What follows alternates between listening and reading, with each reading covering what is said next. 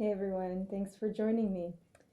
So I wanted to continue on explaining these healing modalities and how they work really well for different issues of any kind, really emotional or physical. Body talk is what I'd like to talk about right now, and I'm going to have to demonstrate on my dog, and I'm going to use her for multiple reasons. One, because I don't have a human here with me, and I could do it on myself, but I think it's more interesting to have it done on another living thing. And two, it's by using the animal, it's also a way for me to demonstrate how this can be done at a distance because I don't actually have to be next to the person or touch them. So energy can be read and treatments can be done at a distance. And so even when I do the tapping out on her, I will do it on myself and keep in mind if she were to put her own hands or paws on herself, it would be all intention based. So this can be done even if someone is sleeping. The treatment can still be done, and the intention is clear. And if I visualize the parts of the body that need the healing, or I'm visualizing it on myself, it'll still get through to the person that it needs to get through to. So body talk is a very interesting procedure, and what it does is it kind of reveals a certain priority of health issues, and they don't even have to be health issues. It could be something that just needs balancing and communication in the body to reestablish communication so that the function of certain organs, hormones, even emotions that have been stuck in certain tissues for a while get mobilized. And it can get quite intricate. I'll try to keep it simple. And this is one of the charts that I haven't drawn all over. So this is kind of like how it looks, if you can see any of that. So it's very, it goes through a lot of different types of categories. And by following this, it helps to give you some sort of like a map. It's a map. And sometimes things have to be thought of intuitively as well. It just depends on, sometimes the wording isn't quite the way, it's laid out on the paper. So that's when the intuition has to kick in even more to find the right wording. So when it's brought to the surface, it's brought to the client's conscious awareness of what's going on, it'll help release it. And then sometimes there's some tapping methods, usually the head, heart, and the stomach. They're called the three brains: head, heart, and stomach.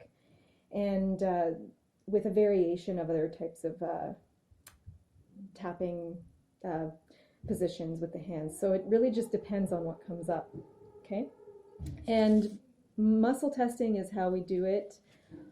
Because I'm not going to use her. Sometimes, like with a client, I'll use their wrist, and usually when there's resistance, that's no.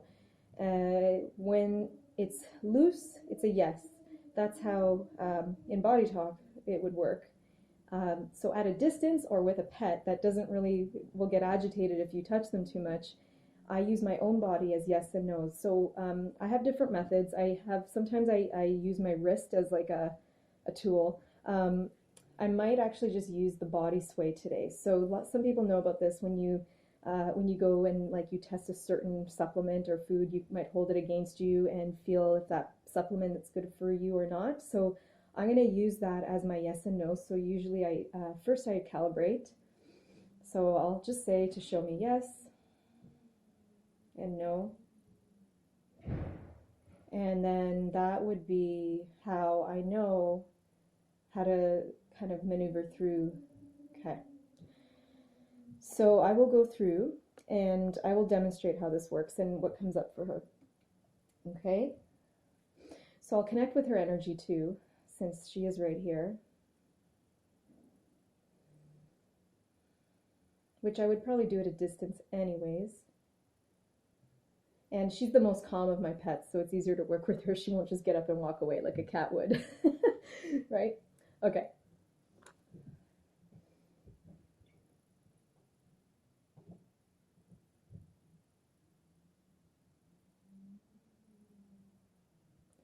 So it's going into a certain section of this chart. So let me just see which.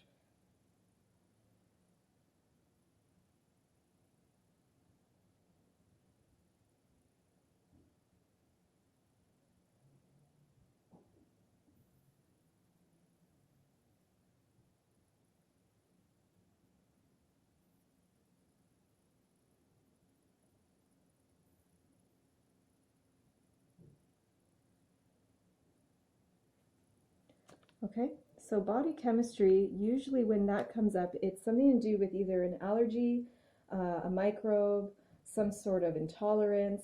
So it could be a multitude of things, and we'll just see where that goes.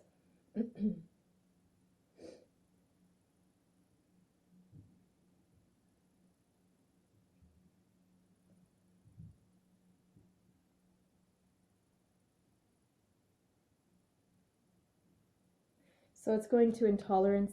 So I have had issues with her having intolerances, possibly allergies, when I first got her, and she had these inflamed paws. So I will see if if there's something else I don't know, maybe that she's eating or maybe breathing. Um, and what's good is like sometimes, I might have it at the top of my head or I might be able to find it intuitively. But if I get stuck, I do have some basic like wording I can use from reference charts. So this is an intolerance. Okay.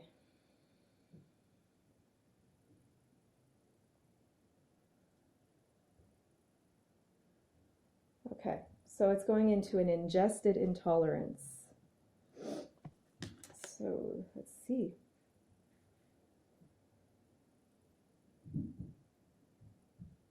I could probably just go through what I give her to eat, but it might be something else.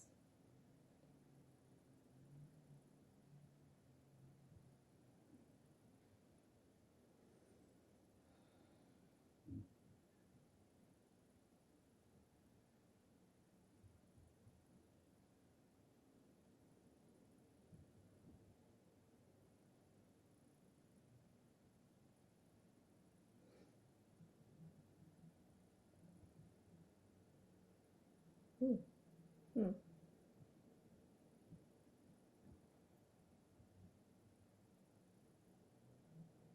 Okay. Well, so I like to make stews for this dog, and onions is coming up. So there's certain foods that like I like. They'll maybe I'm not supposed to be giving her, but she does quite well with the food I give her. So let me double check. Okay, let's just go with onions. Now, it, what's great about body talk is like, yes, this is coming up. It's an intolerance, but what will happen is that it'll help her body reestablish a way to be able to have that food um, and not react to it. Now, I don't notice any reaction. Maybe it's just maybe she feels a bit bloated. I don't know. I don't know. So, all right, let's keep going.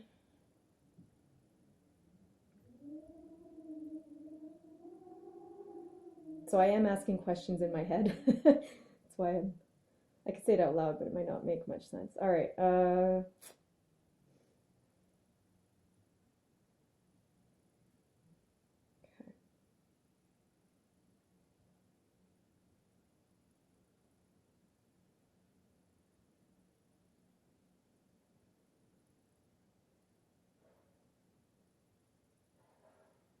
So it's going into emotions now.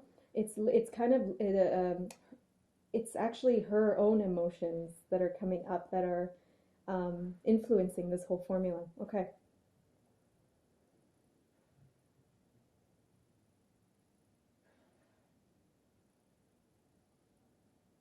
So fear comes up, but it wants something more specific. So a different word for fear. And just so you know, this is a rescue dog. She is from Korea, so she gets startled quite easily from certain things. Okay,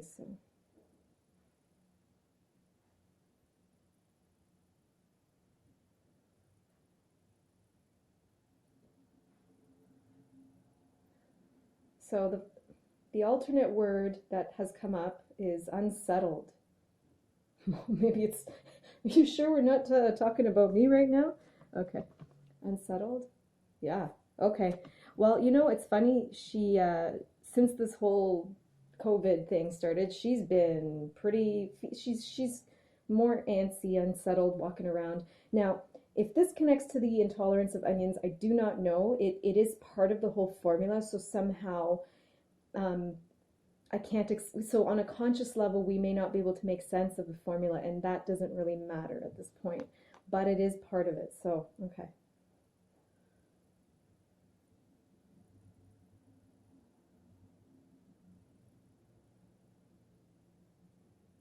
So because I made the intention to keep this very uh, simple, it's asking me to tap out. So this one's interesting because when there's body chemistry, the technique is quite a little bit weird. So let me grab something.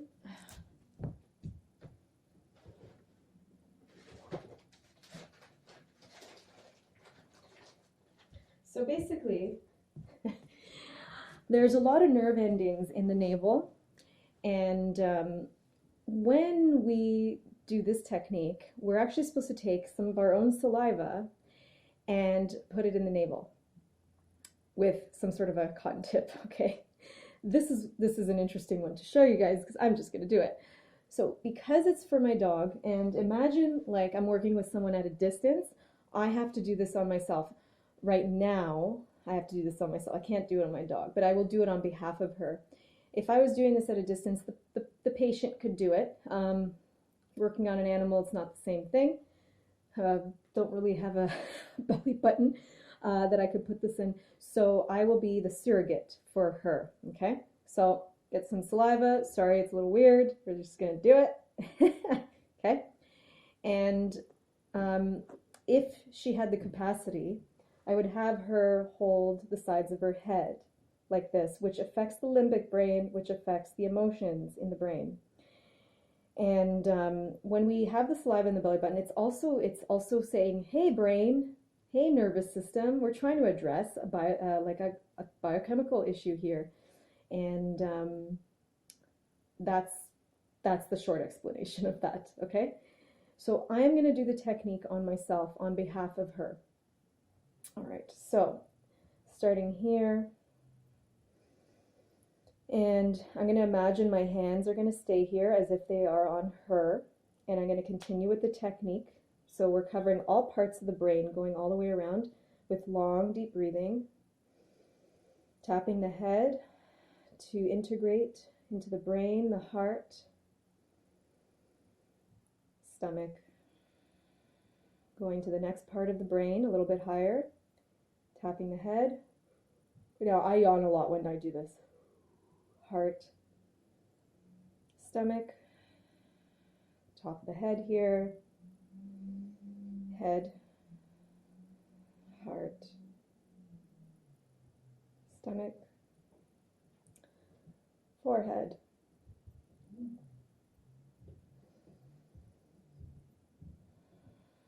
And I'm just going to do this again.